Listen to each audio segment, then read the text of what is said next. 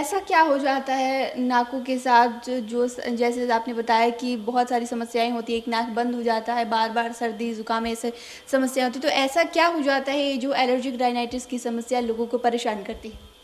देखिए, सामान्य रूप से हम जो भी सांस लेते हैं, उस सांस में जो हवा रहती है उसमें फूलों के पराग का मतलब हुआ किसी भी सूरजमुखी के फूल के बीच में जो दाने दाने होते हैं वो पराग कहलाते हैं।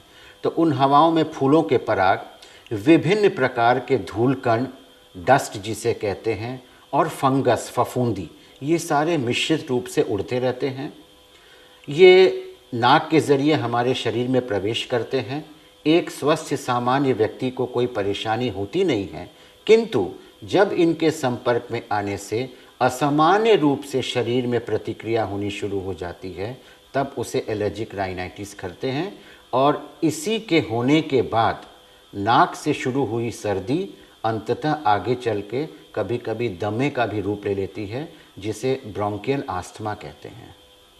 सर, जैसा कि आपने बताया कि ये सब समस्या के बारे में, हमारे किचन में एक इंग्रेडिएंट होता है सरसों तेल। लोग सर्दी होती है तो सरसों तेल डाल लेती है, क्या वो सही करते हैं? सरसों का इस्तेमाल बहुत दिनों से, हमारे आदिकाल से ही किया जाता है। और सरसों चूँकि इम्यूनिटी पावर यानी शरीर की प्रतिरोधक शक्ति को बढ़ाने के लिए बहुत अच्छा कार्य करता है। दूसरी चीज़ कि आज विभिन्न प्रकार के खाद्य पदार्थों के माध्यम मौजूद हैं जिनका हम इस्तेमाल करते हैं, लेकिन एक ज़माने में तो सरसों तेल ही सबसे प्रचलित था जो कि खाने पीने के लिए इस्तेमाल होता था। नाक जब भी बंद होता था तो सरसों तेल एक, जिसे कहते हैं कि सैनिटाइज्ड, एक स्वच्छ रूप का एक लिक्विड माध्यम था जिसे लोग यूज़ करते थे। आज के वैज्ञानिक युग में यदि मैं अपने दर्शकों को ये कहूँ कि आप सरसों तेल का इस्तेमाल करिए, तो शायद मेरे मुंह से ये कही गई ये बात बेमानी होगी, लेकिन सरसों तेल का इस्तेमाल ग्रामीण क्षेत्रों में आज भी होता है और नाक से उसको कोई नुकसान तो नहीं देखा गया है।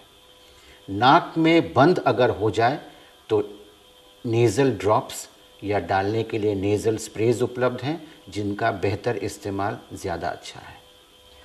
एलर्जिक राइनाइटिस की वजह से लोग बार बार अगर छींक रहे हैं तो उन्हें तुरंत क्या करना चाहिए?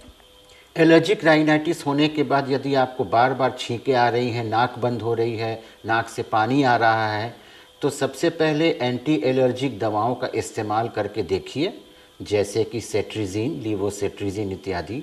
सामान्य रूप से एक गोली 24 घंटे तक आराम देगी।